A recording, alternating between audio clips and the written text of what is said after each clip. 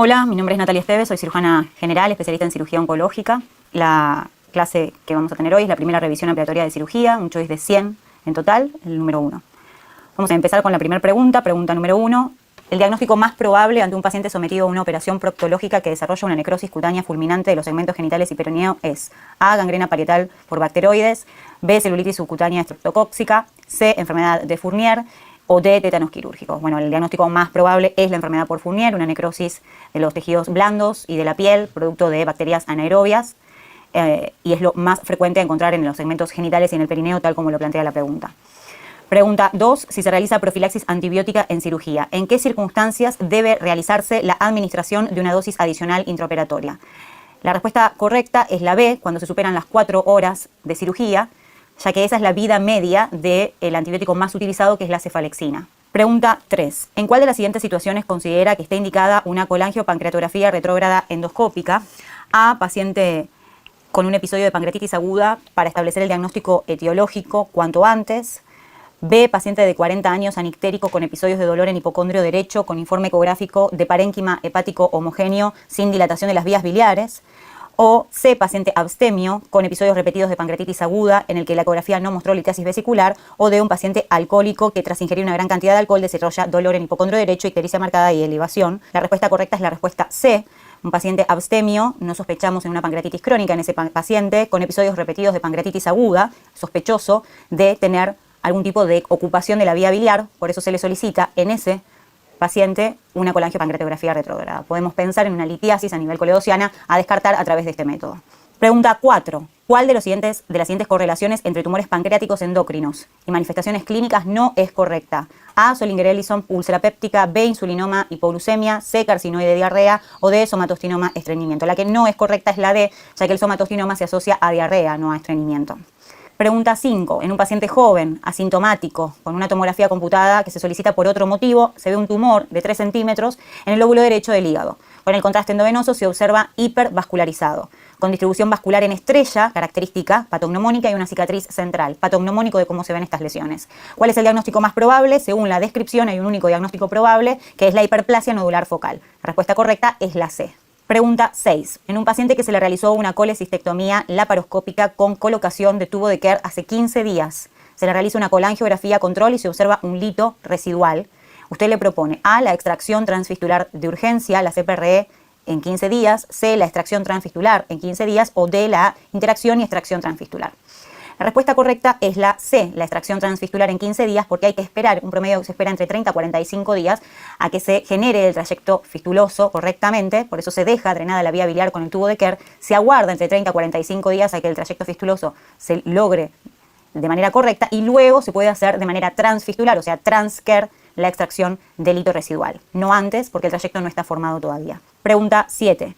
¿Cuál es la mayor utilidad del CEA, o sea, el antígeno carcinoembrionario, con respecto al cáncer de colon? A. Diagnóstico en grupos de alto riesgo. B. Seguimiento para detectar recurrencias luego de la resección. C. El diagnóstico en pacientes con síntomas atribuibles al cáncer de colon. O D. La indicación de quimioterapia según los niveles luego de resecar el tumor. La respuesta correcta es que sirve para el seguimiento, ¿sí? El CEA se miden los valores antes y luego de la cirugía y se hacen controles en general al inicio cada 6 meses para ver el seguimiento.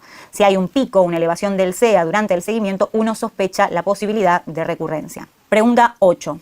Un obrero de la construcción sufre una caída de 6 metros de altura y es llevado al departamento de urgencias. Está excitado, taquicárdico, sin pulso radial palpable y con un pulso femoral presente. La comprensión de ambas crestas ilíacas le produce intenso dolor. No se observa sitios de sangrado externos y la entrada de aire en ambos hemitórax es la adecuada. En base al siguiente enunciado, señale la mejor opción para el tratamiento inicial. A. La resucitación con cristaloides. B. La ecografía abdominal y observación. B. La indicación de tomografía de urgencia y reevaluación. C. Resucitación con cristaloides y laparotomía. O D. La resucitación con cristaloides y la fijación externa pelviana. En el enunciado son muy claros con un dato característico y positivo del examen físico, que es que ante la compresión de ambas crestas ilíacas existe intenso dolor. Eso nos plantea la sospecha de una fractura pelviana y la indicación inicial ante la sospecha de fractura pelviana es la fijación externa de la pelvis, además de la resucitación con cristaloides, ya que el paciente no tiene pulso radial palpable y tiene solo pulso central, o sea, el pulso femoral. Por lo tanto, la respuesta correcta es la D, resucitación con cristaloides y fijación externa pelviana. Pregunta 9. Una mujer de 18 años ingresa a la guardia por dolor en la fosa ilíaca derecha. Refiere haber comenzado el cuadro una semana atrás, interpretado como una infección urinaria y medicado con ciprofloxacina 500 miligramos días durante 7 días.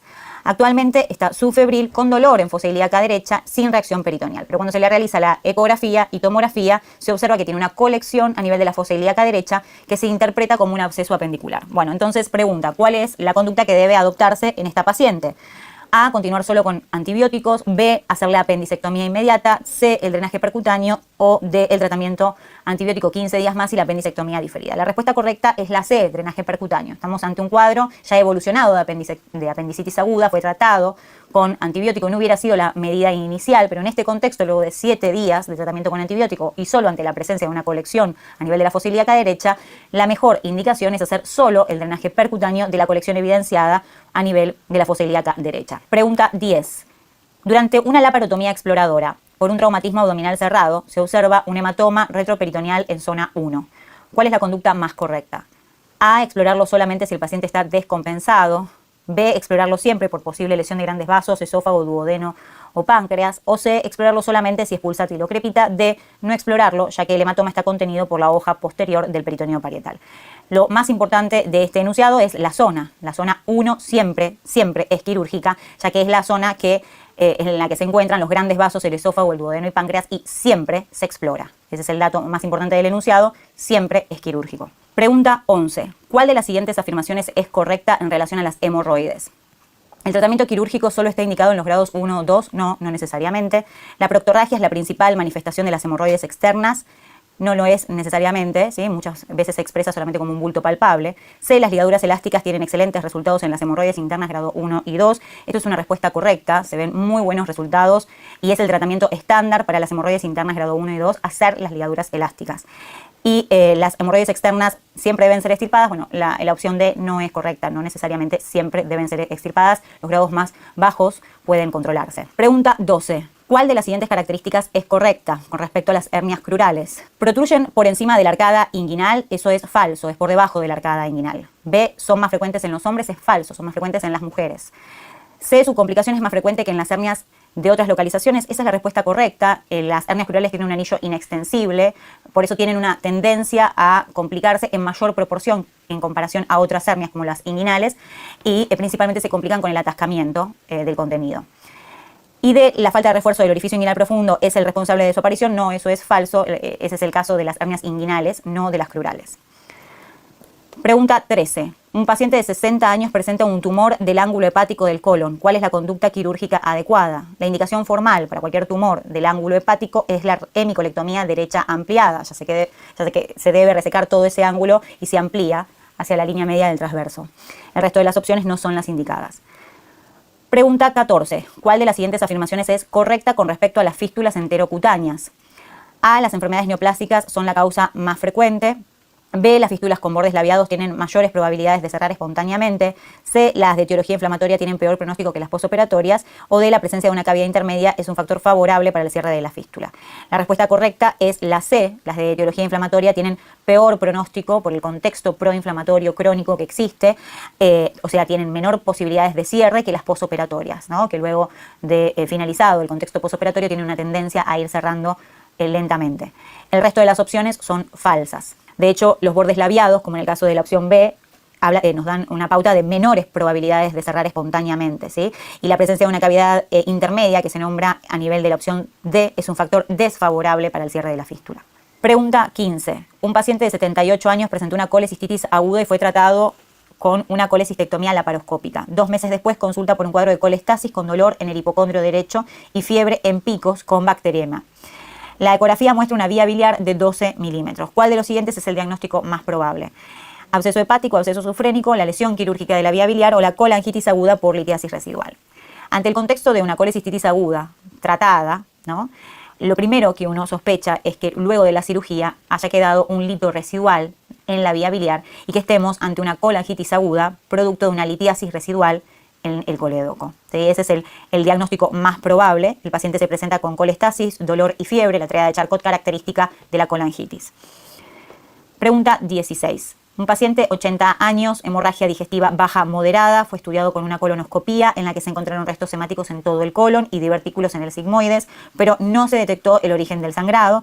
Una segunda colonoscopía programada a las 48 horas no aporta datos, pero durante la misma internación repite un sangrado con descompensación hemodinámica que persiste más de 24 horas.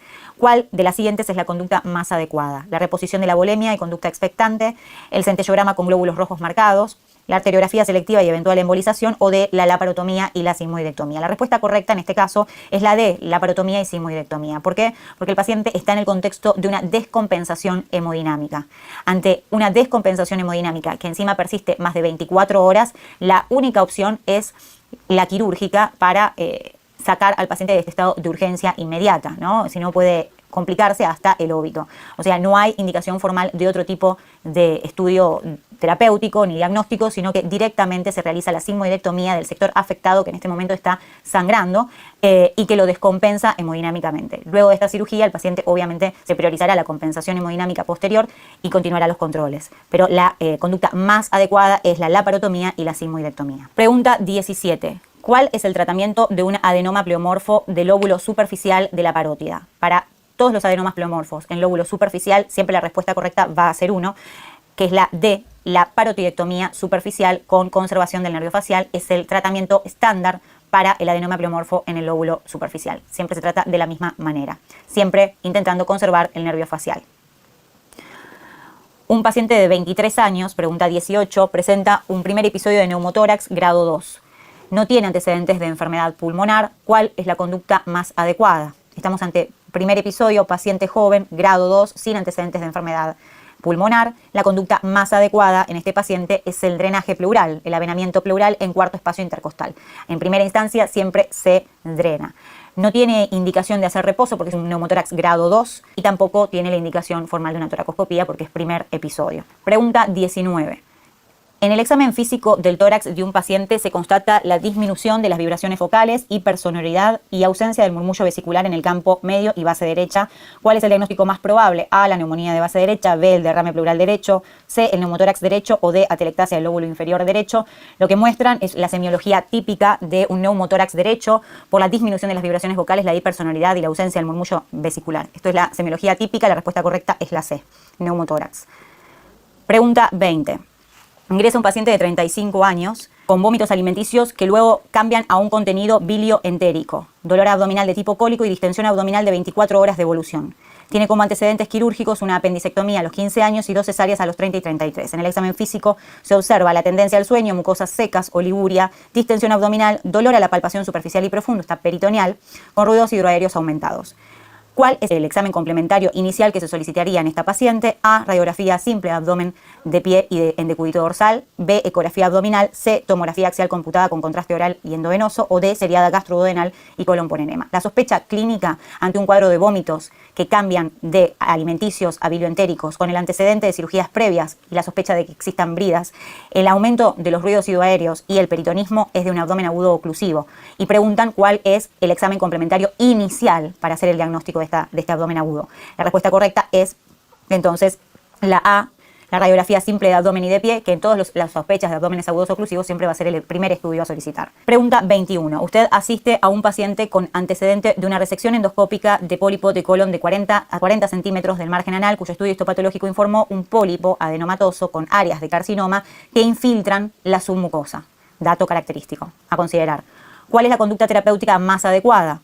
La A, colonoscopía control en 3 meses y nueva biopsia de la zona de resección. B, control en 6 meses y nueva endoscopía para el control de cambios de la mucosa. C, la resección colónica de tipo oncológica en forma electiva. O D, iniciar el tratamiento quimioterápico previo a la cirugía electiva oncológica. Ya que se habla de una infiltración hasta la submucosa, este paciente tiene indicación de una resección colónica tipo oncológica, ¿no? Porque hay una infiltración hasta la submucosa. De manera electiva, lo que quiere decir es que se lo cita y se programa la cirugía correcta para hacer la resección de todo ese sector de colon afectado según la ubicación del pólipo específico. Pregunta 22. En el examen físico de un paciente se constata debilidad de la región de la pared anterior del abdomen que se encuentra inmediatamente por debajo del arco de Douglas y por fuera del recto anterior del abdomen. ¿Cuál es el diagnóstico más probable? Hay una única hernia que se ubica a ese nivel, es la hernia de Spiegel, ¿sí? Esa es la respuesta correcta, la C, ¿sí? La hernia crural y la hernia obturatriz la encontramos, la hernia crural a nivel de la región inguinal baja, la hernia obturatriz a nivel del perineo y la hernia del petit a nivel de los flancos, bien posterior. Así que es la única respuesta correcta, C, hernia de Spiegel. Pregunta 23. La bilirragia por falla en la ligadura del conducto cístico es una complicación de la colecistectomía laparoscópica. Si la fuga de bilis persiste, ¿cuál es el primer procedimiento terapéutico? A, un drenaje biliar externo por vía percutánea. B, una papilotomía endoscópica. C, una laparotomía. O D, una nueva laparoscopía. La respuesta correcta, en este caso, estamos ante un paciente operado que presenta bilirragia en el posoperatorio con una fuga de bilis persistente. El primer procedimiento, es lo que nos preguntan, el primer procedimiento a considerar es la papilotomía endoscópica. ¿Por qué? Porque a través de la papilotomía endoscópica lo que se realiza es la apertura de la papila, la disminución de la presión a nivel coledociano, a nivel intracoledociano, entonces el flujo de bilis deja de salir a nivel del cístico y hay mayor flujo de bilis hacia duodeno con el tiempo, entonces finalizando esta fístula que existe, esta bilirragia a nivel del conducto cístico, ¿sí? Esa es la primera indicación que se toma ante la bilirragia por cístico. Pregunta 24. Un paciente intervenido quirúrgicamente del corazón hace 30 horas presenta hipertermia, dolor retroesternal y estado nauseoso. En la radiografía de tórax se observa mediastino ligeramente ensanchado con pequeño derrame pleural y en el examen de laboratorio un recuento de blancos de 12.000 y una eritrosedimentación de 60 en la primera hora. ¿Cuál es el diagnóstico más probable? A, neumonía intrahospitalaria. B, mediastinitis aguda. C, taponamiento cardíaco. O D, neumotórax hipertensivo. En este paciente que tiene el antecedente de una cirugía a nivel del mediastino, o sea, una intervención del corazón, hace 30 horas, con fiebre, dolor, estado nauseoso, vemos el mediastino ensanchado, ¿sí? Con derrame pleural, leucocitosis, ¿sí? El diagnóstico más probable es que estemos ante una complicación de la cirugía por infección, específicamente una mediastinitis aguda. O sea, la respuesta correcta es la B, mediastinitis aguda. Pregunta 25. Una mujer de 66 años con antecedentes de enfermedad diverticular en el colon consulta por dolor en fosa ilíaca izquierda, vómitos y fiebre. En el hemograma tiene un recuento de glóbulos blancos de 12.500. La tomografía computada con contraste muestra un tránsito intestinal normal, abundantes divertículos y engrosamiento de las paredes del sigmoides, sin evidencia de líquido libre ni colecciones abdominales. ¿Cuál es la conducta más adecuada? A, antibiótico terapia oral, dieta líquida y tratamiento ambulatorio. B, la internación, la hidratación parenteral, el reposo digestivo y antibióticos por vía endovenosa. C, la cirugía de urgencia y la operación de Armand. D, la cirugía de urgencia con colectomía izquierda y anastomosis primaria. La paciente tiene 66 años, tiene dolor en la fosa ilíaca derecha, vómitos y fiebre. Pero cuando vemos la tomografía solamente se ve engrosamiento de las paredes del sigmoides sin evidencia de líquido libre, ¿sí? Así que esta paciente podría directamente tratarse solo con tratamiento médico sin indicación quirúrgica inmediata, ya que el Hinchey es un Hinchey bajo. O sea, uno a través de la tomografía saca el Hinchey de esta paciente, es un Hinchey bajo, la indicación formal sería el tratamiento antibiótico. Entonces, la respuesta correcta estaría entre la A y la B. Lo que hace que la respuesta más correcta sea la B, o sea, optar por la internación, la hidratación parenteral y el reposo digestivo con antibióticos por vía endovenosa y no por vía oral, es que la paciente presenta vómitos, ¿sí? Lo que nos hace pensar que la vía oral no sería la elegida en este caso para garantizar un correcto tratamiento, y es una paciente de 66 años. Entonces, en ese caso, se indicaría por vía endovenosa para prevenir complicaciones futuras. Pregunta 26. Un paciente de 82 años presenta dolor a nivel del epigastrio, astenia, anorexia, pérdida de peso y un abdomen semiológicamente normal. La endoscopía digestiva alta muestra un tumor subcardial cuya biopsia informó adenocarcinoma de tipo difuso. En la tomografía computada de abdomen se observa una moderada cantidad de ascitis. ¿Qué estudio indicaría para completar la estadificación? Estamos ante un cuadro de un cáncer gástrico de tipo difuso que se presenta con ascitis. Por la tomografía computada lo único que se observa es la ascitis. La única manera que tenemos en este contexto de descartar que haya siembra peritoneal es a través de un único procedimiento, que es la laparoscopía. Es el único procedimiento que nos va a permitir ver siembra a nivel del peritoneo, toma de biopsia y también enviar ese líquido a analizar para citología, ¿sí? El resto de los estudios no tendrían indicación, ¿sí?, para completar en primera instancia la estadificación. Obviamente cambia la estadificación de un estadio avanzado a un estadio que no lo es así, ¿sí? Siempre y cuando uno diagnostique la siembra a nivel peritoneal. Pregunta 27. Un paciente joven y sin antecedentes presenta un traumatismo contuso en el tórax. Se encuentra hemodinámicamente compensado y en la radiografía se observa un derrame pleural unilateral compatible con un hemotórax que alcanza el segundo arco costal anterior. ¿Cuál es la conducta terapéutica más adecuada? A, la conducta expectante y el seguimiento radiológico. B, el avenamiento pleural y control evolutivo. C, la toracoscopía. O D, la toracotomía exploradora. La conducta terapéutica más adecuada en este paciente es hacer el avenamiento pleural, ¿sí? Y el control evolutivo de cuánto es el débito, ¿sí? A nivel del drenaje pleural, para ver si requeriría o requiere de otro tipo de intervención. Pero en primera instancia lo que se hace es colocar siempre el avenamiento pleural. Se lo controla, se controla cuánto viene de débito a nivel del drenaje del hemotórax en las primeras horas para evaluar según la cantidad si requiere luego de una intervención quirúrgica o no. Pregunta 28. Paciente de 74 años que refiere haber sufrido el día anterior una importante proctorragia acompañada de lipotimia. Se trata del primer episodio en la vida de este enfermo. Al momento de su examen físico no tiene alteraciones en su estado general, salvo palidez de piel y mucosas y taquicardia. La última deposición fue normal. ¿Cuál de los siguientes diagnósticos se deben tomar en cuenta en primer lugar? Lo que pregunta es, a los 74 años, ¿cuáles son las causas más frecuentes de hemorragia digestiva baja? Y la respuesta correcta es la A, hemorroides, angiodisplasia y cáncer de recto. En ese grupo etario, la gran mayoría de las causas de hemorragia digestiva baja las vamos a encontrar todas a nivel del sigmoides, ¿sí? Y se presentan por hemorroides, angiodisplasia y cáncer de recto. Si cambiamos de grupo etario, obviamente las causas van a ir variando. Por lo tanto, la respuesta correcta es la A. Pregunta 29. Una mujer de 17 años es llevada a la guardia del hospital por haber sufrido una quemadura por un agente químico en su mano, antebrazo derecho y pie izquierdo. Las áreas afectadas se presentan claras, indoloras y son menos del 10% del cuerpo. ¿Cuál es la conducta más adecuada? A, la curación local y control ambulatorio. B, la curación local, antibióticos por vía oral y control ambulatorio. C, la programación para realizar un injerto a las 48 horas. O D, la curación local, antibióticos e internación. Con respecto a las áreas afectadas que incluyen la mano y el pie, ¿sí? La respuesta correcta sería la curación local y antibióticos e internación, ¿sí? Las áreas son menos del 10%, así que a esta paciente, más allá de que es menos del 10% del área afectada, como las áreas afectadas son áreas funcionales, se sugiere la internación y la antibiótico-terapia, ¿sí? Además de la curación local, obviamente. Pero la cuestión está en que es la mano y el pie dentro de las estructuras que están afectadas. Pregunta 30. Un paciente que sufrió un accidente automovilístico presenta una gran escoriación en la región tóraco-abdominal derecha. A su ingreso presenta una TA, una tensión arterial de 85-60, frecuencia respiratoria de 28 por minuto y un Glasgow de 13/15. Se realiza hidratación parenteral y luego la presión arterial se normaliza. A los pocos minutos de la evaluación inicial, la presión es de 80 a 60, o sea, vuelve a caer. En este contexto, ante un traumatismo tóraco-abdominal, pregunta: ¿cuál es el estudio diagnóstico más adecuado? Un paciente que no está en este momento compensado hemodinámicamente porque tenemos una nueva caída de la TA, de la presión arterial. El estudio diagnóstico más adecuado es A, ecografía abdominal, B, punción abdominal, C, radiografía de abdomen o D, tomografía computada de abdomen. La respuesta correcta es A, ecografía abdominal. Nos permite ver líquido libre a nivel abdominal. Sabemos que este paciente tuvo un traumatismo tóraco-abdominal. Ese líquido libre sospechamos en primera instancia que podría tener que ver con algún sitio de sangrado.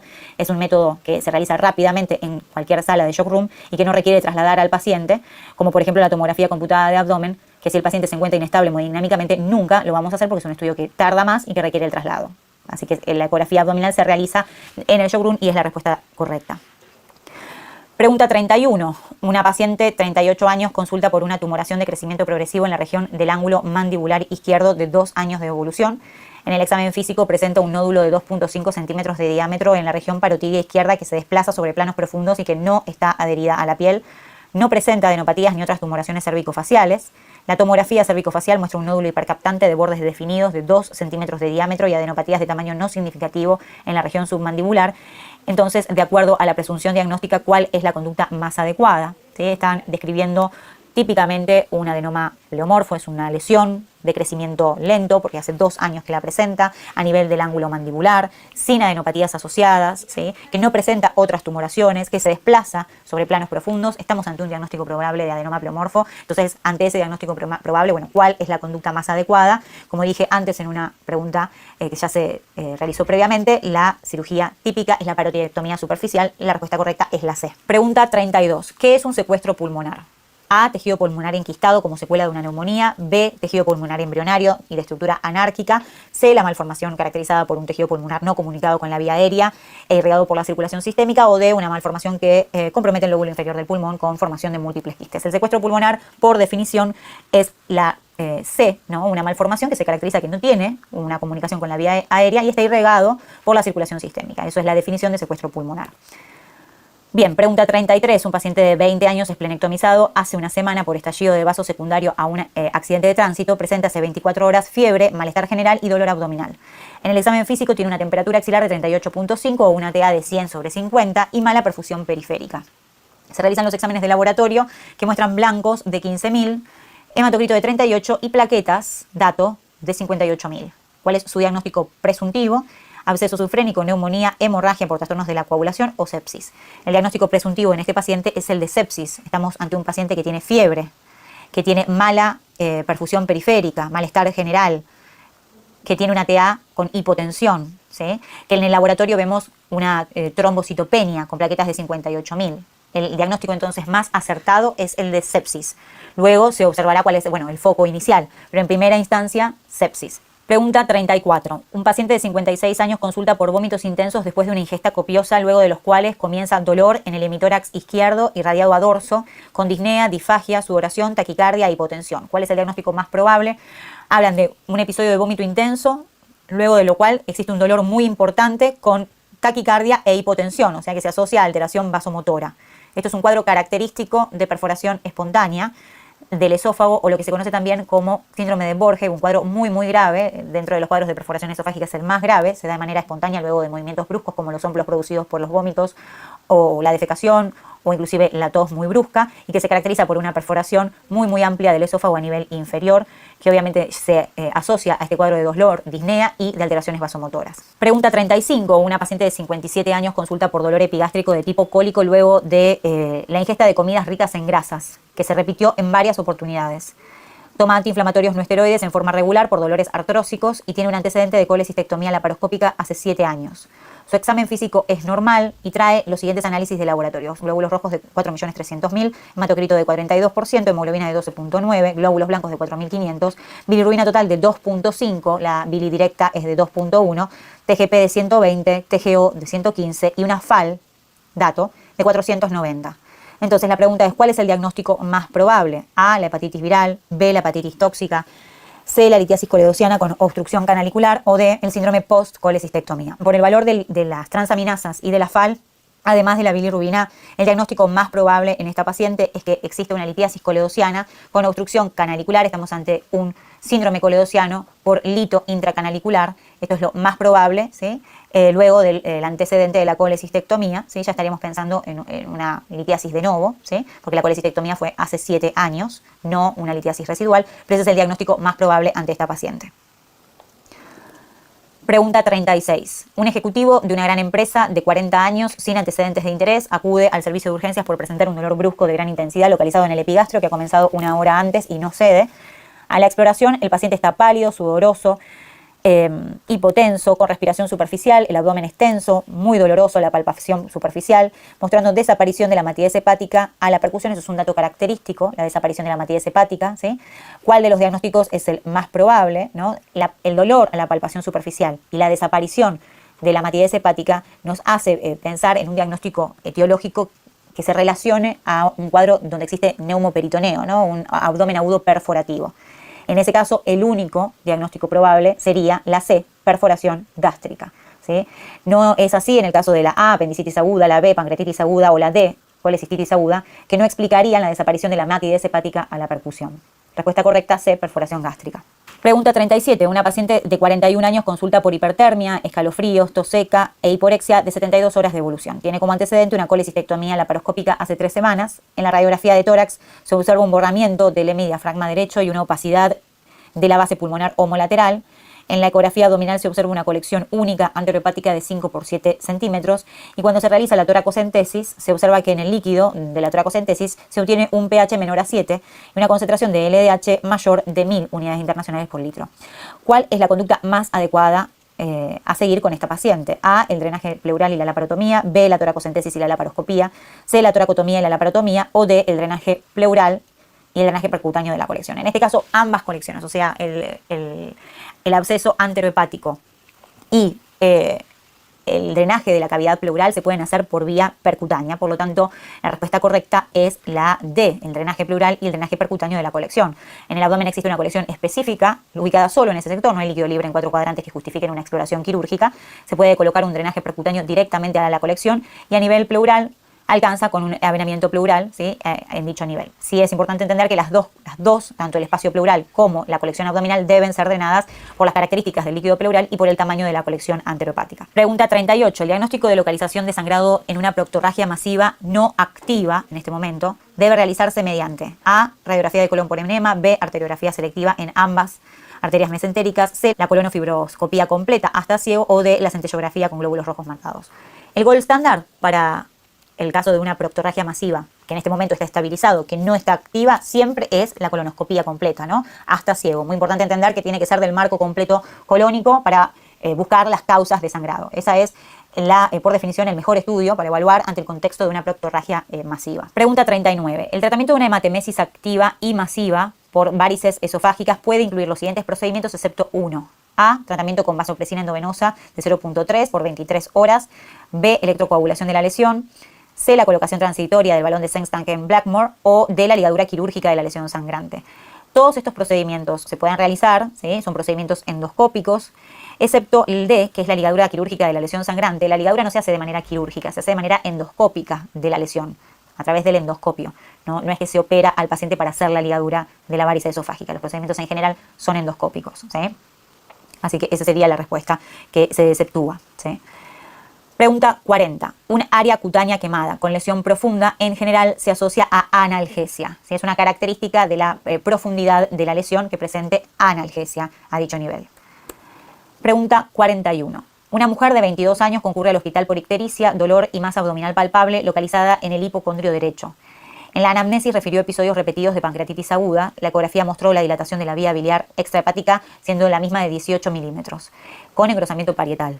Ante la sospecha de un quiste coledociano, la conducta quirúrgica más adecuada: A. Extirpación de la vía biliar extrahepática, colecistectomía y reconstrucción biliodigestiva en Ida-Rux. B. Colecistectomía o coledocoduodenoanastomosis. C. Colecistectomía, drenaje biliar con tubo de Kerr. O D. Esfinteropapilotomía y colocación de tutor por vía endoscópica. El quiste coledociano tiene indicación de resección porque tiene la posibilidad de desarrollarse a un cuadro positivo para cáncer, ¿no? O sea, puede desarrollarse a malignidad. Con el tiempo puede llevar a un cáncer de vía biliar. Por lo tanto, la respuesta correcta es la A, la extirpación de la vía biliar extrahepática, la colecistectomía y luego la reconstrucción biliodigestiva en Ida-Rux. Esa es la respuesta correcta en el tratamiento del quiste coledociano. Pregunta 42. En un paciente de 50 años, ¿cuál de las siguientes constituye la causa más frecuente de tumor lateral del cuello? En pacientes de ese grupo etario, la causa más frecuente por la que presentan tumores laterales del cuello son las adenopatías metastásicas por lejos, ¿sí? La adenopatía metastásica siempre es lo primero a sospechar ante un tumor lateral del cuello, ¿sí? Descartado eso, se pensará en otras opciones, pero es lo primero a sospechar en ese grupo etario en particular. Pregunta 43. ¿Cuál de las siguientes situaciones no constituye un factor de riesgo para el desarrollo del carcinoma dato epidermoide de esófago? A. Acalasia. B. Alcoholismo, tabaquismo. C. Mallory Weiss. O D. Esófago de Barrett. La que no constituye un factor de riesgo para carcinoma epidermoide es el esófago de Barrett, que sí lo es para el adenocarcinoma, pero no para el carcinoma epidermoide, ¿sí? El resto de las opciones obviamente son factores de riesgo para el carcinoma epidermoide. Pregunta 44. El diagnóstico del síndrome de intestino irritable se realiza recurriendo a solamente el análisis del cuadro clínico. B. La fibrobroncoscopía. C. El estudio del tránsito yeyuno-ilial y colónico. O D. El estudio del colon por enema con doble contraste. La respuesta correcta es la A, porque el diagnóstico del síndrome de intestino irritable se realiza por descarte. Por lo tanto, descarta otras opciones de diagnóstico diferencial, descarta todos esos diagnósticos diferenciales. Se utiliza solo el análisis del cuadro clínico para hacer el diagnóstico del síndrome de colon irritable por descarte. Pregunta 45. Juan, 38 años, tiene una hemorragia digestiva alta provocada por una úlcera gastroduodenal. Al realizarle el estudio endoscópico, el mismo informa que el paciente presentó un coágulo adherido sobre la úlcera. Esto determina que el paciente tiene un riesgo de recidiva hemorrágica de, según el Forest, el riesgo de recidiva hemorrágica en el cuadro de Forest es de 20 a 35%. ¿Sí? Entonces, hay un cuadro donde, según cada categoría de Forest, es el riesgo de recidiva. Pregunta 46. ¿Con cuál de las siguientes patologías se asocia frecuentemente la colangitis esclerosante? La colangitis esclerosante se asocia frecuentemente a la colitis ulcerosa. Eso es una asociación que la suelen preguntar varias veces y que existe entre entonces la colangitis esclerosante y la colitis ulcerosa. La práctica de una radiografía póstero o anterior de tórax en expiración máxima es de gran utilidad para el diagnóstico de A. Un derrame pleural. B. Un neumotórax mínimo. C. Un hemotórax. O D. Una atelectasia pulmonar. Es de gran utilidad para el diagnóstico de un neumotórax mínimo porque la expiración máxima permite hacer evidente un neumotórax que, si no se pidiera esa maniobra de expiración, muchas veces no se logra ver en la radiografía convencional. Pregunta 48. En un paciente con un carcinoma de pulmón estadio 1, ¿cuál es la intervención quirúrgica de elección? La intervención quirúrgica de elección en todos los pacientes con ese estadio es la lobectomía, es la cirugía mínima en el estadio 1 del cáncer de pulmón, ¿sí? Lobectomía. Respuesta correcta, D. Pregunta 49. Usted le ha realizado una punción pleural a un paciente que, evolucionando de una neumonía, desarrolló un derrame pleural. Ha solicitado del líquido extraído recuento de polimorfos nucleares, pH y dosaje de glucosa y LDH. ¿Para qué sirven esos resultados? A, para descartar insuficiencia cardíaca agregada. B, para evaluar la necesidad de prolongar el tratamiento antibiótico por 21 días. C, para indicar el drenaje pleural. O D, para indicar una biopsia pleural. Estamos ante el contexto de un paciente que evoluciona post-neumonía con un derrame pleural. Lo que uno solicita es el recuento de polimorfos nucleares, pH y dosaje de glucosa, que serían los criterios de Lynch, para indicar el drenaje pleural, ¿sí? Luego se evaluará si es necesario otra conducta, pero en primera instancia se hacen los criterios de Light para indicar drenaje pleural. Pregunta 50. En relación a la poliposis adenomatosa familiar, señale el enunciado incorrecto. El enunciado incorrecto. A, es una enfermedad que se hereda en forma autosómica dominante con una penetrancia cercana al 100%, eso es correcto. B, el tipo 1 se caracteriza por la afectación solo del colon, esa respuesta es incorrecta, ¿sí? No afecta solo el colon, también afecta otros órganos como cutáneo, gástrico, etcétera. Son múltiples los órganos, inclusive en la poliposis adenomatosa familiar tipo 1. La C y la D son correctas, por lo tanto la evolución natural de la enfermedad es el desarrollo del cáncer colorectal, eso es correcto. Y D, la retinitis pigmentaria es una afectación extracolónica que puede aparecer en el primer año de vida, también es un dato correcto. Pregunta 51. Paciente de 28 años de edad ingresa en servicio de guardia por un politraumatismo sin pérdida de conocimiento. Refiere haber recibido una golpiza a la salida de la disco. Al examen físico se presenta en buen estado general sin deformaciones óseas evidentes. Con eritema bimalar, múltiples escoriaciones que no tienen un patrón determinado y epistaxis. ¿Cuál es el diagnóstico más probable? Lo que se tiene como positivo del examen físico es que no hay deformaciones óseas, el eritema es bimalar y tiene epistaxis solamente. Ante ese contexto, el diagnóstico más probable es la fractura de los huesos propios de la nariz, ¿sí? Que no presenta ningún tipo de deformación ósea asociada, ¿sí? Así que la respuesta correcta es la C, fractura de los huesos propios de la nariz. Pregunta 52. La ecografía es más útil en el abdomen agudo producido por A, la obstrucción intestinal, B, el absceso sufrénico, C, la patología biliar aguda o D, la apendicitis aguda. La ecografía, por sobre todas las cosas, es el estudio de elección en todo cuadro relacionado con lo biliar. Es el que nos permite ver tanto el coledo como la vía biliar, tanto intrahepática como extrahepática, la vesícula y el conducto cístico, el grosor de la vesícula, el tamaño, el líquido perivesicular. Por lo tanto, la respuesta correcta es C, patología biliar aguda. Pregunta 53. ¿Qué conducta se encuentra contraindicada ante una lesión cáustica del esófago? A, realizar una serie de esófago gastroduodenal. B, realizar fibroendoscopía. C, indicar eméticos y provocar el vómito. O D, indicar corticoides para disminuir la inflamación. Lo que está absolutamente contraindicado es C, indicar eméticos y provocar el vómito. Sabemos que ante una lesión cáustica por el esófago puede haber riesgo potencial de perforación, por lo tanto nunca se va a indicar eméticos y provocar el vómito, que esto puede ser aún más dañino para la pared del esófago y provocar así un cuadro mucho más grave y probablemente la perforación esofágica. Por lo tanto, la conducta totalmente contraindicada en el paciente que ingresa por guardia. Pregunta 54. ¿Cuál de estas causas de hilio mecánico es de origen parietal intestinal? De origen parietal es la colitis radiante, o sea que está solo a nivel de la pared intestinal. Colitis radiante. La hernia interna y el vólvulo intestino delgado son extraparietales y el hilio biliar es intraparietal. Respuesta correcta A, colitis radiante. Pregunta 55. En un paciente con un abdomen agudo, la tomografía de abdomen revela la existencia de aire en la vejiga antes de serle colocada una sonda vesical. ¿Cuál de las siguientes posibilidades atribuye usted a este hallazgo? Es un paciente, entonces, un abdomen agudo, aire en la vejiga. La causa más frecuente de que un paciente ingrese a consulta con aire en la vejiga de manera espontánea es que presente una fístula colovesical. Por frecuencia es el primer diagnóstico a considerar, principalmente un paciente que no se refiere en ningún momento que exista el antecedente de un traumatismo, sino que consulta por un abdomen agudo, ¿sí? Esa es la primera causa a considerar. ¿Cuál de los siguientes constituye el tratamiento más efectivo y seguro a largo plazo de los pacientes con acalasia? Pregunta 56. El tratamiento estándar para los pacientes con acalasia es A, la esofagocardiomiostomía de Heller. Esta cirugía se realiza una sección tanto de lo que sería el esfínter esofágico inferior como a nivel del cardias para disminuir la presión a ese nivel, y se puede asociar o no esa cirugía a mecanismos antirreflujos, por ejemplo la fundoplicatura de ser necesario. Ese es el tratamiento más efectivo y más seguro a largo plazo, siendo la cirugía, ¿sí? El resto de las opciones son posibles tratamientos, pero no son los más efectivos y los más seguros a largo plazo, que es lo que pregunta el enunciado. Pregunta 57. Frente a un paciente que ha sufrido un traumatismo cerrado de abdomen, casi siempre se debe recurrir a métodos complementarios de estudio que nos indique la necesidad de realizar una laparotomía. Indique cuál de los siguientes es el método más sensible o método patrón para detectar la presencia de sangrado intraperitoneal. A, la punción abdominal, B, el lavado peritoneal, C, la ecografía o D, la tomografía axial computada. Como específicamente el enunciado habla de sangrado, no habla de líquido libre intraperitoneal, pregunta específicamente por sangrado intraperitoneal, hay una única opción que es la B, lavado peritoneal, porque es el único procedimiento que nos permite confirmar que haya sangre en cavidad abdominal.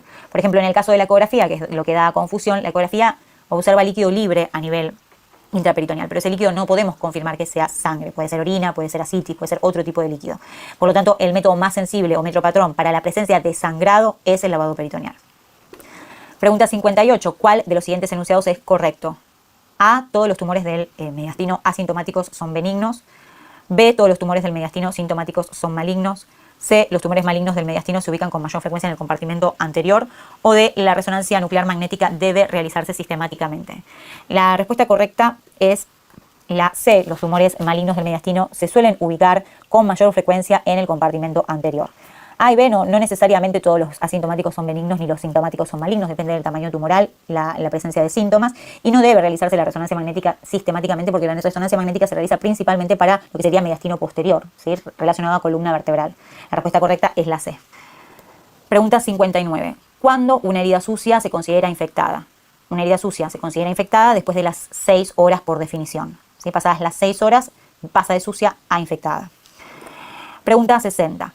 Un paciente de 65 años internado en terapia intensiva con diagnóstico de pancreatitis aguda grave presenta inicialmente buena evolución clínica. A partir de la 5ª semana comienza con un rápido deterioro clínico, fiebre, leucocitosis e hilio. ¿Cuál es el diagnóstico más probable y cuál es la conducta terapéutica más adecuada en este paciente?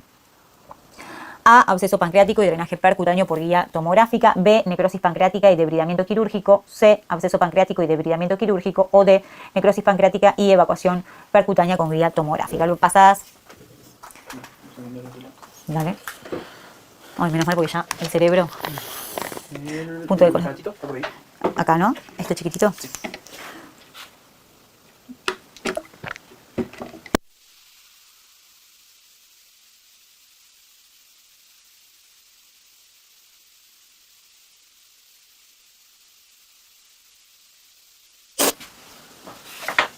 La respuesta, ¿no? Sí, ¿querés que lo vuelva a decir? Dale. Desde el inicio toda la pregunta. No, con la respuesta está bien. Dale.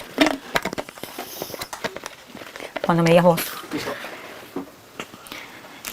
Considerando que el paciente se encuentra internado en terapia intensiva y que estamos en la 5ª semana de su cuadro de pancreatitis aguda grave, 5ª semana, la sospecha clínica es la de un absceso pancreático y en este contexto obviamente se prefiere la guía percutánea, o sea, la vía percutánea para el drenaje del mismo, por vía tomográfica, ya que la tomografía es el mejor estudio para evidenciar el área pancreática, así que la respuesta correcta es la A. Sospecha absceso pancreático, la mejor forma de tratarlo es a través del drenaje percutáneo por guía tomográfica. Pregunta 61. Señale la opción incorrecta ante una herida con compromiso vascular. A. Debe haber un control del eje vascular proximal y distal a la lesión. B. Las heridas vasculares por bala no deben debridarse. Esa respuesta es incorrecta. Todas las heridas vasculares por bala deben debridarse. Se debe hacer una debridación correcta. Ver el área realmente lesionada por la bala, que suele ser más amplia que en la zona de ingreso y egreso. ¿Por qué? Porque tiene un movimiento rotatorio y que produce una lesión por quemadura asociada al ingreso de la bala. Por lo tanto, la respuesta incorrecta es la B, ¿no? Las heridas vasculares por bala no deben debridarse. En cuanto a la C, obviamente las heridas por arma cortante requieren exploración amplia, eso es correcto. Y D, se prefieren las anastomosis terminoterminales cuando se pueden hacer sin tensión. Si no, obviamente se pueden colocar injertos para que esta anastomosis no esté a tensión. Y generalmente se colocan injertos venosos, ¿sí? Pregunta 62. Señale la opción correcta en caso de una lesión de la arteria humeral. A. Las incisiones longitudinales en el brazo para su exploración son las de preferencia. B. El grado de isquemia es peor si la lesión es distal a la salida de la rama humeral profunda. C. El torniquete es indispensable. O D. Generalmente puede ligarse la arteria sin consecuencias. La respuesta correcta es una sola, es la A. Se suelen preferir incisiones bien longitudinales para ver toda la extensión de la arteria humeral y poder manejarla de la mejor manera en toda la extensión de la misma. Obviamente que cuanto mayor sea la proximidad de la lesión, peor es el área de la isquemia. Obviamente el torniquete no es la indicación formal en estos casos, sino la compresión, y obviamente no se puede ligar esta arteria porque la consecuencia es la necrosis distal de todo el miembro superior, ¿no? Pregunta 63. Un adolescente es apuñalado y golpeado en una pelea callejera. Está inconsciente y tiene 3 heridas por las que entra y sale aire en el hemitórax izquierdo. Este entra y sale aire nos hace pensar en un neumotórax abierto. Eso se lo aclaro como dato, ¿no? Además tiene 2 heridas incisas en cara anterior y medial del muslo, donde sangra de manera pulsátil y abundantemente. ¿Cuál de las propuestas es la actitud a adoptar de forma inmediata antes de la llegada al hospital? A, el taponamiento de las heridas torácicas seguido de compresión de las heridas de extremidades y traslado. Esa sería la opción correcta, ¿sí? Lo que se intenta es tapar la herida torácica de manera tal que queden 3 lados ocluidos y un solo lugar donde pase el aire para transformar un neumotórax abierto en un neumotórax cerrado, que es mucho más fácil para estabilizar al paciente en cuanto al manejo hacia la unidad hospitalaria. Y además se deben comprimir las lesiones que son pulsátiles, sangran a nivel de los miembros, y trasladarlo de manera inmediata, ¿sí? Las otras opciones no son correctas. Pregunta 64. En la evaluación inicial de un paciente con trauma abdominal, ¿qué permite diagnosticar la ecografía? La lesión de una víscera hueca, la lesión de un órgano sólido, el aire libre en cavidad peritoneal o el líquido libre en cavidad peritoneal. Yo esto ya lo aclaré en una pregunta previa. La ecografía nos permite observar la presencia de líquido libre en cavidad peritoneal. En el contexto de un trauma abdominal uno pensaría que ese líquido libre puede ser sangrado. Sí, obviamente piensa en la opción de sangrado intraperitoneal, pero no es la única opción. También puede ser orina u otro tipo de líquido como ascitis. Por lo tanto, a lo único que llega es al diagnóstico de líquido libre en cavidad peritoneal, que después en el contexto se evaluará según cuál es la sospecha clínica que se tiene. Pregunta 65. Al segundo día posoperatorio de un paciente laparotomizado por un trauma abdominal cerrado, usted observa una dehiscencia completa de la herida quirúrgica y el borde antimesentérico de las asas llega a nivel de la piel. ¿Qué grado de evisceración presenta? A, evisceración grado 1, grado 2, grado 3 o 4. Es un borde antimesentérico de las asas a nivel de la piel. Eso es un grado 2 por definición, ¿sí? A nivel de la piel, sin sobrepasarlas, es por definición una evisceración grado 2. Pregunta 66. ¿Cuál es la estrategia más adecuada para resolver el defecto parietal en un paciente obeso que consulta por presentar una gran eventración de larga data? La respuesta correcta en este paciente, ya que tiene una eventración de larga data, hay pérdida de domicilio a nivel de la cavidad peritoneal.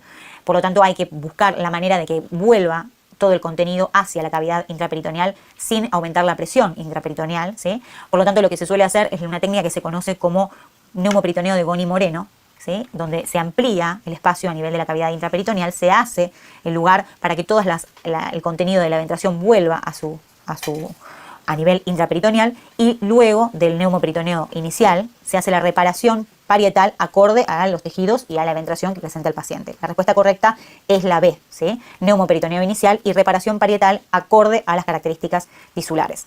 Pregunta 67. Uno de los siguientes enunciados no es factor predisponente para la eventración.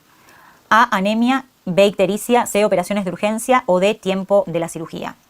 El único que no es factor predisponente es el tiempo de la cirugía. Se sabe que los pacientes que presentan anemia, ictericia o cuando la cirugía se debe hacer en un contexto de urgencia, donde no está reglado todo el cuidado, sí son factores predisponentes para una eventración, pero el tiempo de la cirugía en sí no lo es. Pregunta 68. En una hernioplastia por hernia inguinal indirecta, ¿cuál es la zona a reparar de mayor importancia para lograr un resultado satisfactorio? Estamos en una hernia inguinal indirecta. Por definición, la zona más importante a reparar siempre en este contexto es el orificio inguinal profundo, ¿sí? Que es el orificio a través del cual emerge el contenido intraperitoneal hacia el nivel inguinal. Orificio inguinal profundo, estructura más importante a reparar, o zona más importante a reparar. Pregunta 69. Con respecto al tratamiento de las hernias inguinales, marque la opción correcta. A, todas las hernias deben ser tratadas, salvo contraindicaciones. B, solo las hernias sintomáticas se tratan. C, solo las hernias complicadas se deben tratar. O D, A y B son correctas. La respuesta correcta es la A. Todas las hernias deben ser tratadas, salvo una contraindicación formal para una cirugía. Pero en sí, desde el diagnóstico de la hernia se debe tratar de manera quirúrgica. Lo ideal es no esperar a que el paciente llegue a una complicación y operarlo lo más tempranamente posible, de manera programada. Respuesta correcta A. Pregunta 70. Con respecto a las hernias inguinales del niño, marque la opción correcta. El tratamiento es siempre quirúrgico. B, la hernia inguinal de los neonatos se puede expectar. C, la variedad más frecuente es la directa. O D, la más frecuente es la crural. Al igual que la pregunta anterior, la respuesta correcta es la A. Tratamiento siempre quirúrgico. En el niño, en las hernias inguinales, ese es el dato característico, pregunta por las hernias inguinales, el tratamiento siempre es quirúrgico. Pregunta 71. Un paciente presenta un cuadro compatible con abdomen agudo quirúrgico. Se le practica una laparotomía exploradora con carácter de urgencia sin encontrar nada patológico. Desde el punto de vista del riesgo de infección, esta intervención se considera limpia, contaminada, sucia o infectada. La respuesta correcta es la A. Es una intervención limpia porque no se hace la apertura de ninguna cavidad ni intestinal ni renovesical, ¿sí?, que pudiera contaminar la cavidad intraperitoneal. Por lo tanto, se considera una cirugía limpia. Pregunta 72. Con respecto a la colangitis, señale la respuesta incorrecta. En los países occidentales, 1/3 de los pacientes tiene más de 70 años. B, el dolor en hipocondrio derecho, dispepsia y fiebre son los síntomas más principales. C, la enfermedad es más frecuente en los mayores de 50. O D, la insuficiencia renal y la alteración de la conciencia son evidencias de gravedad. La respuesta incorrecta es la D, ¿sí?, porque la triada de Charcot es dolor en hipocondrio derecho, ¿sí?, ictericia y fiebre, no dispepsia. Pregunta 73. ¿Cuál de los siguientes no es un signo ecográfico de colecistitis? A, el grosor parietal mayor a 3 milímetros. B, el diámetro transverso mayor a 45. C, el diámetro longitudinal mayor a 8 milímetros. O D, las colecciones líquidas paravesiculares. Para el diagnóstico ecográfico de colecistitis no es un criterio diagnóstico el diámetro de más de 8 centímetros. No está relacionado solo a la colecistitis, un diámetro longitudinal mayor a 8 centímetros, como sí pasa con el resto de A, B y D, que sí son signos ecográficos característicos de colecistitis. Pregunta 74. Un paciente de 80 años que en el intraoperatorio de litiasis vesicular tiene una panlitiasis y un coledoco de 2.5 centímetros. ¿Cuál es la conducta a seguir? Es un paciente añoso con panlitiasis con un coledoco dilatado. Ante ese contexto, la mejor conducta a seguir es la respuesta B, que es realizar la colecistectomía y la coledocoduodenoanastomosis. Es la indicación formal de la coledocoduodenoanastomosis. ¿Para qué? Para que se puedan drenar de alguna manera todos los litos de esta panlitiasis al duodeno directamente en el contexto de este paciente añoso característico. Así que esa es la indicación formal y la respuesta correcta es la B. Pregunta 75. Usted está operando a un paciente que presenta un tumor hepático que asienta en el segmento 7. Es sólido de 1 centímetro de diámetro y 0,5 centímetros de profundidad. Se reseca, se controla la hemostasia y si hay que considerar cuál es el tumor hepático sólido benigno más frecuente, siempre la respuesta correcta va a ser el hemangioma. Porque según frecuencia, dentro de los tumores hepáticos sólidos benignos, el hemangioma está siempre en primer lugar. Respuesta correcta es la A, hemangioma. Pregunta 76. Acude a consulta un paciente de 72 años por presentar disfagia para sólidos y líquidos desde hace 4 meses. Además, aqueja adelgazamiento de 8 kilos. En el estudio radiológico con contraste se observa un esófago ligeramente dilatado que se estrecha en su parte distal.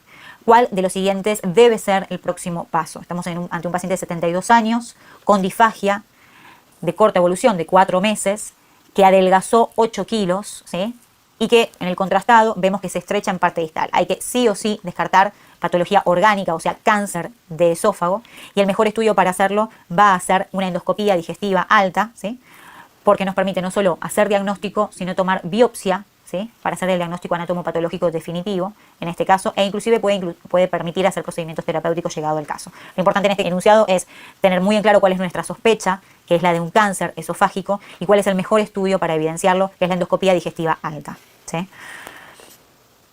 Pensar en una esofagitis, pensar en acalasia en este contexto, nos hace perder de un diagnóstico mucho más importante, que es un diagnóstico diferencial, que es el cáncer cáncer esofágico, y la realidad es que el cuadro clínico del paciente habla de un adelgazamiento de 8 kilos, por lo tanto, sí o sí hay que sospecharlo.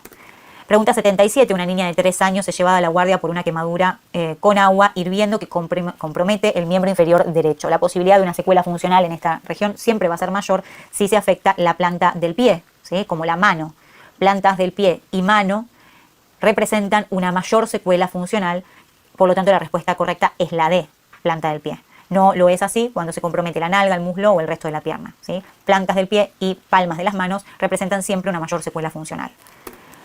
Pregunta 78. Ante un hematoma sofocante post-tiroidectomía, ¿cuál es la primera conducta? Hematoma sofocante post-tiroidectomía, se abre la cicatriz quirúrgica y se drena el hematoma en cualquier lugar. Ni siquiera se espera a llegar a quirófano. Por lo tanto, la respuesta correcta es A, apertura y drenaje. Ni siquiera se espera a ir al quirófano. Por eso lo aclaro, porque la respuesta C habla de apertura y drenaje en quirófano. La emergencia es tal que si se debe hacer en la cama donde está el paciente, se hace en la cama donde está el paciente y no se aguarda a ningún tipo de traslado. Pregunta 79. El cáncer que más frecuentemente afecta al labio inferior es, generalmente, los cánceres del labio inferior siempre son los carcinomas escamosos, ¿sí? En la mayor proporción. Carcinoma escamoso. Respuesta correcta, C, carcinoma escamoso. Más allá de que el melanoma, el carcinoma vasocelular y el adenocarcinoma también se pueden presentar en el labio inferior, no corresponden al cáncer más frecuente del mismo. Pregunta 80. Con respecto al quiste branquial, marque la opción correcta. A, es una enfermedad congénita. B, desemboca en la pared lateral de la faringe. C, los cristales de colesterol son patognomónicos a punzarlo. O D, la respuesta son todas correctas. La respuesta correcta es la D. Por definición, A, B y C son la definición típica de un quiste branquial. ¿Sí? Son congénitos, se presentan en la pared lateral de la laringe y el cristal de colesterol es patognomónico. Pregunta 81. ¿Cuál de las siguientes es la causa de falla en la reexpansión de un neumotórax espontáneo drenado con tubo bajo agua? La fístula broncopleural, o sea, la salida de aire del bronquio a la pleura por una fístula constante. El tapón mucoso, o sea, el tapón de moco que no permite la expansión de ese sector del pulmón. O C, la falta de estanquidad en las conexiones del tubo bajo agua. Las tres opciones son causas de falla en la reexpansión. Por lo tanto, la respuesta correcta es la D. Todas las anteriores son causas de falla en la reexpansión. Pregunta 82. ¿Cuál de las siguientes patologías requiere para su correcto tratamiento quirúrgico la extirpación del segmento central del hueso hioides? Hay una sola que requiere la extirpación del segmento central del hioides y es la cirugía del quiste tirogloso, ¿sí? Es una cirugía específica que se realiza con la resección de ese sector central a nivel del hioides. No pasa lo mismo en los nódulos del istmo tiroideo, donde solo se reseca el istmo, ni el hemigroma crístico, ni en la fístula branquial, ¿sí? La fístula branquial suele ser más lateral. Pregunta 83. En un paciente con un traumatismo maxilofacial en el que el sector alveolo-dentario quedó completamente separado, ¿sí? Se separa el sector alveolo-dentario del maxilar superior. Esta es la figura típica de una Lefort tipo 1 a este sector, ¿sí? Separa el sector alveolo-dentario del maxilar superior, fractura Lefort tipo 1. Pregunta 84. ¿Cuál es el tumor hepático benigno más frecuente? El tumor hepático benigno más frecuente es el hemangioma, como ya lo dijo en una consulta, una pregunta previa, ¿sí? Por frecuencia, dentro de lo que serían los nódulos sólidos hepáticos benignos, la mayor frecuencia en primera instancia es el hemangioma. Pregunta 85. En un pólipo pediculado con cáncer intramucoso, eso es un dato característico, invade hasta la mucosa, no infiltra más allá. Con un paciente con un buen riesgo quirúrgico, ¿cuál es la terapéutica correcta? A, la colectomía segmentaria sin vaciamiento ganglionar. B, la colectomía segmentaria con vaciamiento ganglionar. C, la polipectomía endoscópica. O D, la polipectomía endoscópica y la quimioterapia. La opción correcta es la C, polipectomía endoscópica, porque al ser un intramucoso no es necesario hacer ningún tipo de procedimiento extra. Alcanza con la resección del pólipo y los controles posteriores, ¿sí? Respuesta correcta, C, polipectomía endoscópica. Pregunta 86. La perforación bloqueada de un divertículo se diagnostica preferentemente A por la clínica, B por la ecografía, C por la tomografía o D por endoscopía. El mejor estudio para evaluar al colon sigmoides, específicamente en el contexto de diverticulitis, para diverticulosis y la sospecha de perforación, siempre es la tomografía. Nos permite ver el engrosamiento de la pared del colon sigmoides, si hay bandas líquidas, si hay colecciones y si hay burbujas aéreas compatibles con una perforación. Recordar, un dato muy importante, es que ante la sospecha de una perforación del sigmoides nunca se va a realizar un estudio endoscópico porque aumenta o produce consecuentemente la perforación la misma endoscopía, ¿no? Al insuflar con aire ese colon sigmoides. Pregunta 87. Concurre a la consulta una mujer de 35 años de edad que manifiesta que desde hace un mes sufre un intenso dolor anal que aparece luego de la defecación y que persiste 2 horas posteriores. En ocasiones presenta unas estrías de sangre características a nivel del papel higiénico. El diagnóstico más probable es cáncer de recto, fisura anal, hemorroides o enfermedad de Crohn. Por cómo se presenta el cuadro clínico, que es posterior a la defecación, un dolor muy intenso que cede a las 2 horas y que solo se presenta con estrías de sangre, el diagnóstico de mayor sospecha es la fisura anal, ¿no? Es algo característico y es el diagnóstico más probable según el cuadro clínico presentado. Pregunta 88. Un paciente operado hace 6 días por cáncer de recto superior al que se le efectuó una resección anterior con anastomosis término-terminal presenta un cuadro de peritonitis. ¿Qué estudio le ordenaría para confirmar el diagnóstico y evaluar el tratamiento a llevar a cabo? Un paciente operado hace 6 días con un cuadro de peritonitis luego de una resección de recto superior, uno tiene que pensar en alguna falla en esa anastomosis término-terminal que se hizo a dicho nivel. Por lo tanto, ¿cuál es el mejor estudio para evaluar la zona abdominal y pelviana en este contexto? El mejor estudio es la tomografía computada. Nos permite ver el sector de la anastomosis en su totalidad, nos permite ver si hay líquido libre en cavidad, si hay aire fuera del asa, las características del asa en dicho nivel, ¿sí? No así como pasa con otros estudios, como el colon por enema, la rectosigmoidoscopía, que recordar que en ese caso tratamos de no insuflar intra-asa con ningún tipo de instrumento que permita abrir la anastomosis y tampoco el tránsito intestinal. Además, la tomografía computada se puede realizar con contraste oral para ver si existe salida de contraste hacia la cavidad intraperitoneal. Pregunta 89. En un paciente de 75 años con hemorragia digestiva baja detenida sin antecedentes patológicos, ¿cuál de los siguientes estudios no aportaría en ningún caso elementos útiles para el diagnóstico etiológico? A, la arteriografía, B, la rectosigmoidoscopía, C, la fibrocolonoscopía o D, el tacto rectal. Como sabemos que a los 75 años las causas de sangrado en hemorragia digestiva baja suelen estar todas principalmente en el colon sigmoide, hemorroides, angiodisplasia, ¿sí? Cáncer de recto. Vamos a ir a buscar ese sector específicamente. El único estudio de los que se enumeran que no serviría para este grupo etario es el de la arteriografía, mientras que la rectosigmoidoscopía, la fibrocolonoscopía y el tacto rectal pueden ser muy efectivos. Pregunta 90. Un paciente de 40 años femenina consulta por dolor brusco y aumento del tamaño de la parótida posterior a la ingesta de comidas saturadas en grasa que se acompaña con fiebre de 38.7 y escalofríos. No tiene ningún otro antecedente de importancia. Entonces, ante la ingesta de comidas saturadas en grasa, tiene fiebre y escalofríos. La presunción diagnóstica, ¿sí?, al tener dolor, inflamación de la glándula parótida, es la de la cialoadenitis, ¿no? Una inflamación de la parótida específica posterior a consumir alimentos con alto contenido de grasa, ¿sí? Cialoadenitis. Pregunta 91. Paciente de 36 años que concurre al consultorio de cabeza y cuello por presentar un tumor que desplaza la laringe superior acompañado por astenia, adinamia y difagia. Pensando en un tumor del tracto aerodigestivo superior, usted solicita como primer estudio ¿cuál? La ecografía, la PAF, la resonancia magnética o la triple endoscopía. Entonces tenemos un tumor laterocervical, ¿sí?, asociado a adinamia y difagia. Uno piensa en que hay un origen a nivel del tracto aerodigestivo superior y el primer estudio a solicitar es la PAF, porque la sospecha clínica es que estamos ante un cuadro de una metástasis ganglionar o de un tumor localizado en el tracto aerodigestivo bien alto. Y hay que descartarlo a través de una biopsia por punción aspiración con aguja fina, ¿sí?, y la evaluación por anatomía patológica. Ese es el primer estudio para confirmar nuestra sospecha de malignidad de esta masa tumoral, ¿sí? Pregunta 92. En un paciente de 44 años operado hace 7 días por litiasis biliar y coledociana se realizó una colecistectomía, coledocotomía y extracción de cálculos coledocianos, dejando un drenaje que es el tubo de Kerr. El volumen de bilis que pierde por dicho tubo diariamente es de 1300. Lo normal es que estemos entre 400 y 700. Continúa el enunciado diciendo siendo el valor normal esperado el de 300 mililitros. ¿Qué estudio ordenaría y pensando en qué eventualidad?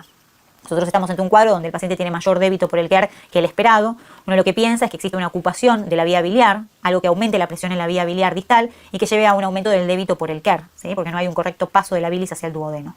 Entonces, ¿qué estudio ordenaría y pensando en qué eventualidad? A, con la angiografía retrógrada endoscópica, pensando en tumor de cabeza de páncreas concomitante. B, con la angiografía transker, pensando en litiasis residual. C, ecografía de abdomen, pensando en litiasis residual. O D, con la angiografía transker, pensando en estenosis postoperatoria de la vía biliar. La principal sospecha en este contexto es que haya quedado una litiasis residual siempre, ¿no? Es lo primero a pensar, posterior a la colecistectomía con extracción de litos. Pudo haber quedado alguno de los litos dentro del coledoco. Y la colangiografía, que es un estudio que permite evaluar a través de la utilización de contraste la vía biliar, se puede hacer en este contexto transker, porque el paciente tiene un drenaje colocado hacia la vía biliar. Entonces uno instila contraste transker para evidenciar la presencia de litos dentro de la vía biliar. La respuesta correcta es la B, colangiografía transker pensando en litiasis residual. Pregunta 93. Un hombre de 48 años que acude a urgencias por dolor abdominal y vómitos. Los datos de laboratorio iniciales son GOT de 80, GPT de 54, leucocitos de 21.800, amilasa de 4.500. Ecografía abdominal, un edema pancreático que tiene líquido peripancreático. Se inicia el tratamiento con fluidoterapia y analgésicos y dice, señale cuál de los siguientes fármacos no añadiría al tratamiento en primer lugar en este caso. La respuesta correcta es C, el imipenem, porque ante el diagnóstico de pancreatitis aguda no hay necesidad de indicación de antibiótico en primera instancia, a no ser que se sospeche de algún contexto inflamatorio o de una necrosis pancreática infectada. Por lo tanto, el imipenem no sería tratamiento estándar en primera instancia para la pancreatitis aguda, como sí lo son la correcta fluidoterapia, respuesta A, la reposición de calcio, B, y el tratamiento del dolor con la meperidina. Pregunta 94. En la pancreatitis aguda es signo de gravedad el hallazgo de vómitos, ilio regional, hipocalcemia persistente o hiperamilasemia. Es signo de gravedad la hipercalcemia persistente. De hecho, criterios como el Ranson y el Apache nombran al calcio como una de las opciones que nos habla de una mayor gravedad en cuanto al pronóstico del paciente. Hipocalcemia persistente, pregunta C, es la respuesta correcta. De las siguientes afirmaciones, marque la opción correcta con respecto a las hernias incoercibles. Las hernias incoercibles, A, su contenido no puede introducirse a la cavidad. B, su contenido se introduce espontáneamente a la cavidad cuando el paciente adopta una posición en decúbito supino. C, reaparece luego de un tiempo de haberse tratado quirúrgicamente. O D, reaparece inmediatamente después de ser reducido a la cavidad abdominal. La respuesta correcta es la D. Típicamente las incoercibles son las hernias que uno puede reducir, pero que inmediatamente el contenido vuelve a salir por fuera de la cavidad abdominal. Esa es la definición de incoercible, no permanece dentro de la cavidad. Pregunta 96. Uno de los siguientes enunciados no es característico de las hernias atascadas. ¿Cuál es? No es característico de las hernias atascadas el compromiso vascular, porque eso es una característica específica de las hernias estranguladas, ¿sí? Así que el compromiso vascular, respuesta D, es la respuesta que no es característica de las hernias atascadas, como sí lo son A, B y C, que da un cuadro típico de abdomen oclusivo, presentándose con vómitos, ilio y distensión abdominal. Pregunta 97. En las hernias crurales, ¿dónde se realiza la plástica? La plástica en las hernias crurales se va a realizar en un ligamento específico, que es el ligamento de Cooper, una estructura que es muy rígida y con una gran tensión a dicho nivel, que nos permite hacer las mejores fijaciones en la plástica de la hernia crural. Así que esa es la estructura de elección para la reparación de las hernias crurales. Pregunta 98. Un paciente con un insulinoma benigno de 1 centímetro de diámetro en el cuerpo del páncreas al lado del conducto, ¿sí? Está pegado al conducto pancreático. ¿Cuál es la conducta a seguir? Mide 1 centímetro y es benigno y se encuentra justo al lado del conducto pancreático. La conducta a seguir es la enucleación del tumor. Al ser benigno no requiere de la extracción de grandes márgenes, pero como está justo pegado al conducto pancreático, tiene indicación quirúrgica para evitar que no llegue a la obstrucción del mismo. Por lo tanto, la respuesta correcta es la C, enucleación del tumor. Finalizando, respuesta de la pregunta 99, un paciente que refiere debilidad en el triángulo de Hesselbach, ¿usted en qué sospecha? ¿En una hernia de Spiegel, de Richter, inguinal directa o de Littré? Debilidad en el triángulo de Hesselbach, por definición, es una hernia inguinal directa, por definición, ¿sí? Sería la debilidad de la pared posterior del conducto o del canal inguinal. Pregunta 100. ¿Cuál es la incisión más eventrógena? ¿Sí? La irrigación y la inervación del abdomen llega desde los lados hacia la línea media, ¿sí? Por lo tanto, cuanto más lateral sea la incisión, se cortan más filetes nerviosos y paquetes vasculares. Por lo tanto, la incisión más eventrógena es la paramediana. Eso fue todo. Muchas gracias y nos vemos en la próxima clase.